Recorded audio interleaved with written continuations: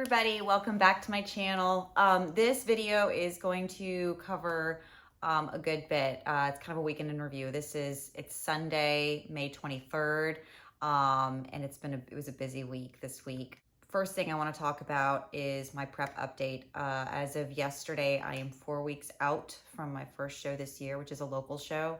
My macros are a little on the lower side right now. So I am actually pretty decently high in protein.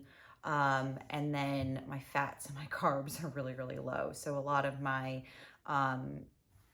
calories are from my protein sources. So lots of high protein, and then I mean a lot of vegetables and stuff like that and high volume foods to help fill that out. I don't want to tell you exactly what my macros are because I'm in contest prep, and some people that aren't in contest prep may try to emulate it. And honestly, unless you're really trying to get to these extreme low body fat levels, which isn't the most ideal situation, I wouldn't recommend it. So, but yes, I'll just kind of leave it at that. But you'll see, like, I will do a food vlog. I promise you I will. I just need to wait till the kids are done with school before I do that, because it's just going to take too much time. And I don't have a whole lot of time during my day anyway. It's all pretty packed. So anyway, cardio is up. I am doing 140 minutes a day, every day. So 7 days a week, 140 minutes of cardio. It's a lot. And I am hoping that it's probably going to go up again, up until this show that I'm doing, in 4 weeks, less than 4 weeks now. And I'm hoping that once I'm going into my show in July, which is a national level show, we will be at a point where we can do reverse. So I look nice and fresh. But it's just walking. It's no hit. There's no hit. There's nothing, anything like that. It is just walking either on the treadmill at an incline, or I take the dog for a walk outside. So really just trying to make it as fun as possible. I actually don't mind. The walks outside, I don't mind. I actually don't mind it. My energy level, I mean, for the most part this week, I would say 75% of the time I felt very good.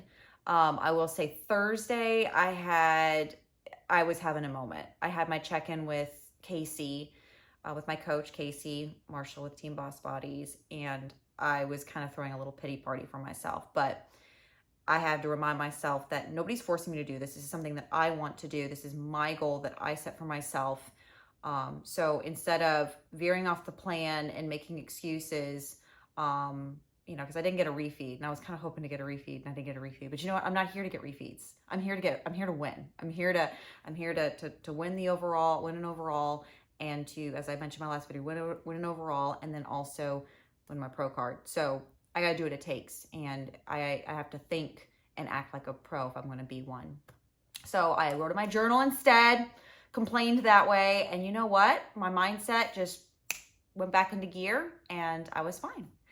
So anyway, that's the prep update.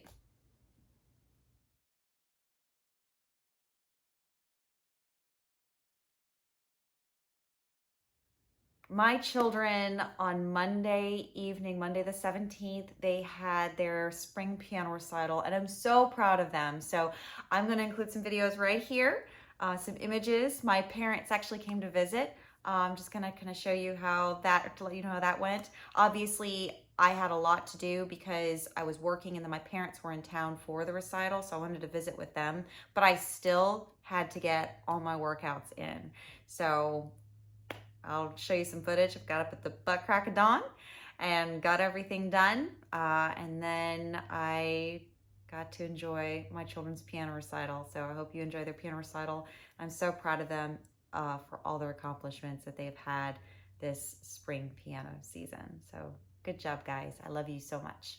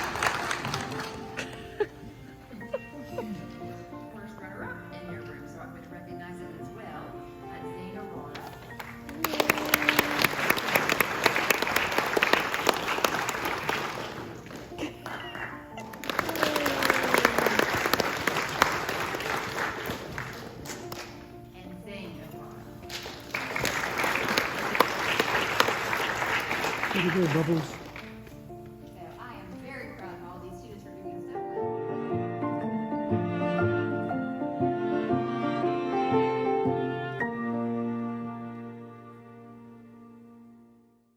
So Thursday, which was the 20th, my son had his band concert. And oh, it was so much fun. It's just so, I'm a band geek. I fake it as an athlete. I'm really not that athletic. But I was so proud of him. He had a great band concert. It was so much fun. And I'm going to show a little bit of footage of that. But again, it was kind of like a rinse and repeat of my day on Monday, where I had to get up really, really early, get everything done, get my work done, get my workouts done, get everything done. Because important, obviously, priorities, competing for me is a hobby. My family is my priority. My work is my priority. So those are obviously things that I have to do. And so I basically have to sprinkle in my hobby wherever I can. And so that's how I kind of make things work, is I schedule things throughout the day. I'm like, okay, if I need to get this done, then this is the time frame that I need to go do it. So I basically schedule that in. So here's some snippets of Zane's 6th grade band concert. Enjoy.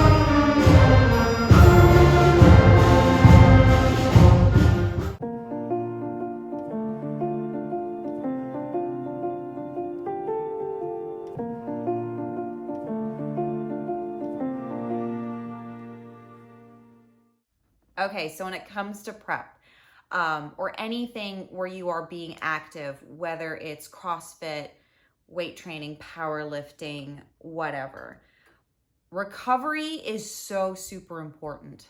That is where the magic happens with your muscles, and your body in general. So that is where your muscles repair themselves, they grow, they flourish.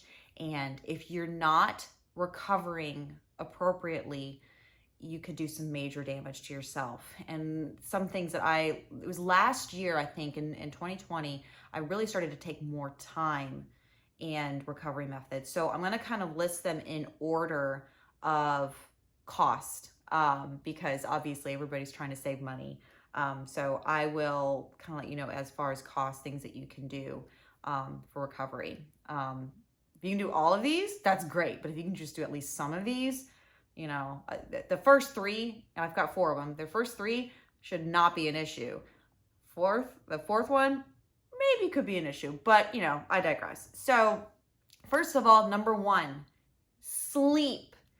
Make sure you're getting sleep. Okay. I know that is hard, especially if you're a mom like me. Getting sleep, you're like, yeah, okay. I will say though, I have taken a lot more steps, and my third method helps my first method. So sleep is extremely important. You can take a melatonin.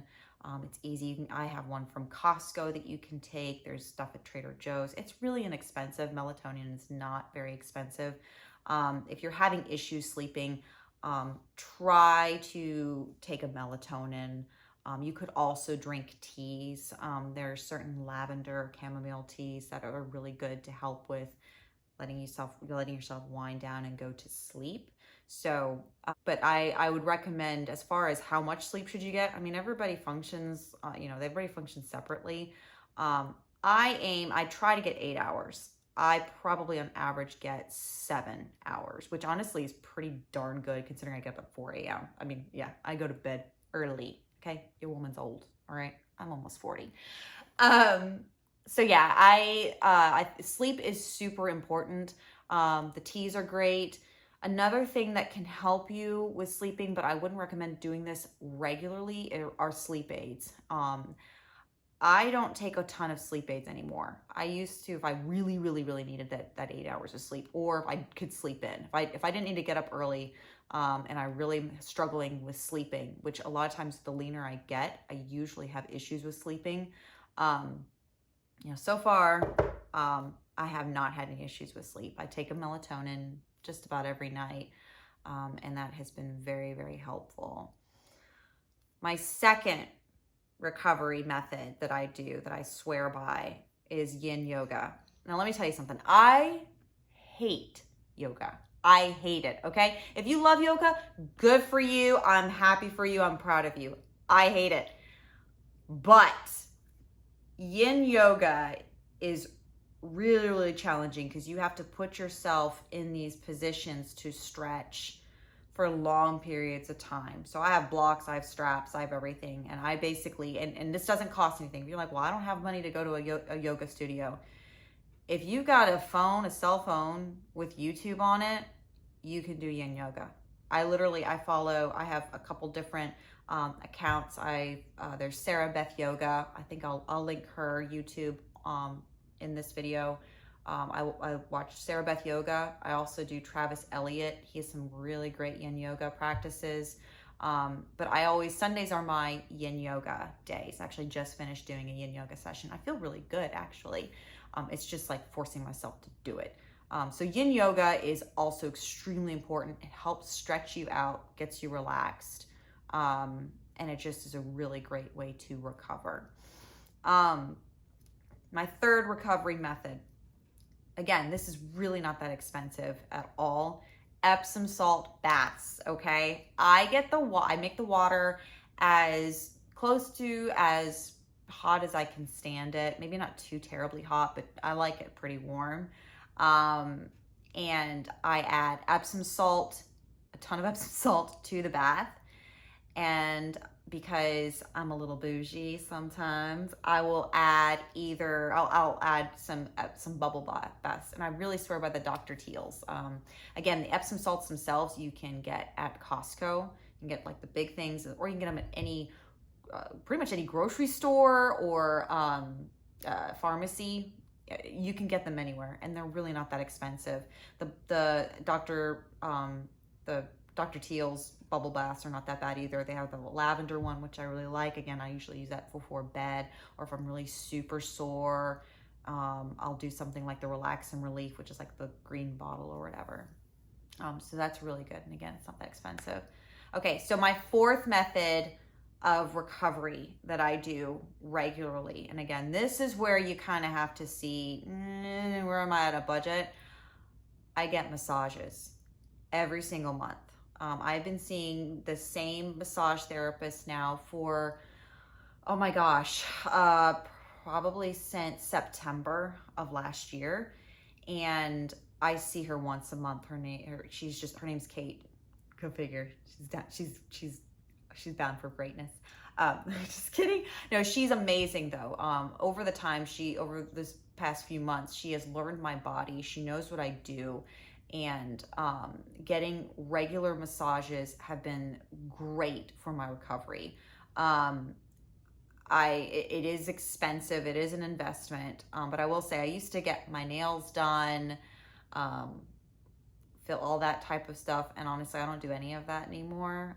My nails are pretty ratchet, so I'm not going to show them to you. But I will say, I think that the better investment is in the massages. I even have my husband now going. My husband's not a bodybuilder or anything like that, or a power lifter. He is just simply a guy who likes to go to the gym and work out. But he has had a lot of issues with his back and knots and stuff like that. And then he's like, massage it out. I'm not a massage therapist, man. My girl Kate, she can work it out. It's kind of a hurt so good type of scenario. But if you can swing it in your budget, I would totally recommend doing it. I understand if you can't. If you can't, there are ways you could do like a massage gun. We have one of those. My husband likes it. I don't. I prefer the actual massage itself. But that's just me. Not everybody has that luxury. So, but even still, the other three methods are fantastic. Instead of massages, you could probably do foam rolling, or use a lacrosse ball and stuff like that to kind of help with like the knots in your upper back, because those can be pretty prohibitive in your movements as well. So those are my recovery methods. So I covered a good bit in this video. I do hope you enjoy it. Please subscribe, stay tuned. I got some more videos that are coming that I hope you enjoy and that you will like. I'm still building content. I've got, oh gosh, a little bug fly in my face. Go away. Anyway, so I do appreciate you taking the time to watch this video. Thank you so much, and with love, have a good day.